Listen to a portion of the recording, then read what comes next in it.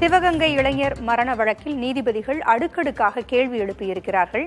விவரங்களை வழங்க செய்தியாளர் சுபாஷ் இணைந்திருக்கிறார். சுபாஷ், உயர்நீதிமன்ற மதுரை கிளையில் விசாரணை நடைபெற்று வருகிறது. நீதிபதிகள் நேற்றும் பல்வேறு கேள்விகளை எழுப்பியிருந்தார்கள்.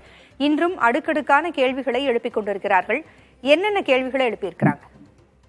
பூங்குழலி, இந்த மடப்புரம் கோவிலோட காவலாளி அஜித்குமார் உயிரிழந்தது தொடர்பாக இன்று உயர்நீதிமன்ற மதுரை கிளையில் விசாரணைக்கு வருகிறது. நேற்றே பல்வேறு கேள்விகளை நீதிபதி எழுப்பிய நிலையில் இன்றும் கேள்விகளை நீதிபதி எழுப்பியுள்ளார். தற்போது இந்த வீடியோ காட்சிகள், காவலாளி இந்த அஜித்குமாரை தாக்கப்பட்ட வீடியோ காட்சிகளை வைத்து விசாரணையானது தொடங்கியுள்ளது.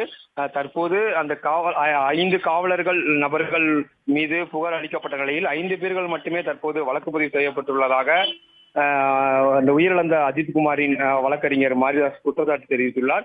அஜித்குமார் பொய்யென கூறினால் திருப்புவனம் காவல் ஆய்வாளர் மற்றும் கண்காணிப்பாளர்கள் நன்றாக கவனிக்க வேண்டும் என கூறியது எதற்காக எனவும் அவர்கள் கேள்வி எழுப்பியுள்ளார். இதற்கு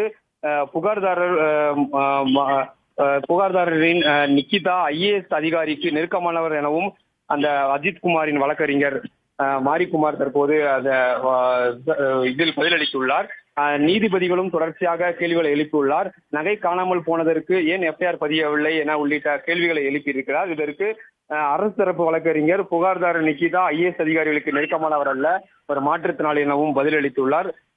யார் உத்தரவின் பேரில் சிறப்பு காவல் படை ஒப்படைக்கப்பட்டுள்ளது எனவும் நீதிபதி கேள்வி எழுப்பியிருக்கிறார்.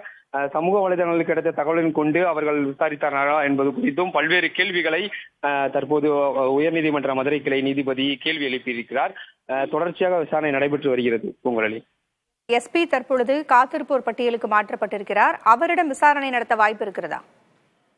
இந்த வழக்கு தொடர்பாக ஏற்கனவே இந்த அஜித் உயிரிழந்தவரின் வழக்கறிஞர் மாரிக்குமார் இந்த நன்றாக கவனிங்கள் எனவும் கூறியதாக காவல் கண்காணிப்பாளர், காவல் ஆய்வாளர் கூறியதாக குறிப்பிட்டிருந்தார். தற்போது இந்த காத்திருப்பு பட்டியலில் வைக்கப்பட்டுள்ள நிலையில் விசாரணை செய்ய வாய்ப்பு இருக்கிறதாகவே தெரிய வருகிறது. தொடர்ச்சியாக இந்த அஜித்குமாரின் வழக்கறிஞர், உயிரிழந்த அஜித்குமாரின் வழக்கறிஞர் மாரிஷ்குமார் தற்போது அந்த கண்காணிப்பாளர் மீதும் அந்த குற்றச்சாட்டுகளை முன்வைத்து இந்த நீதிபதியிடம் குற்றச்சாட்டுகளை முன்வைத்து வருகிறார். பல்வேறு கேள்விகள் தற்பொழுது நீதிபதிகள் தரப்பிலிருந்து எழுப்பப்பட்டிருக்கிறதே, காவல்துறை தரப்பிலிருந்து ஏதாவது பதிலளிக்கப்பட்டிருக்கிறதா? கண்டிப்பாக அந்த அரசு தரப்பு வழக்கறிஞர் இந்த நீதிபதி முன்பாக ஆஜராகி பதிலளித்துள்ளார். அதில் இந்த புகார்தாரர் நிக்கிதா IAS அதிகாரி நெருக்கமானவர் இல்லை என்பதும் தெரிவித்திருக்கிறார்.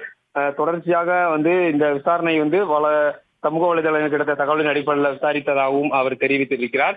அதற்கு நீதிபதியும் அப்படி என்றால் பல்வேறு காவல்துறை தரப்பாக இந்த புகார்கள் சமூக வலைதளம் வருகிறது, தொடர்பாக விசாரணை செய்யப்படுகிறதா என்பதும் நீதிபதி கேள்வி எழுப்பியிருக்கிறார். பூங்குழலி, நன்றி சுபாஷ். கூடுதல் தகவல்களுக்கு மீண்டும் தொடர்பு கொள்கிறோம்.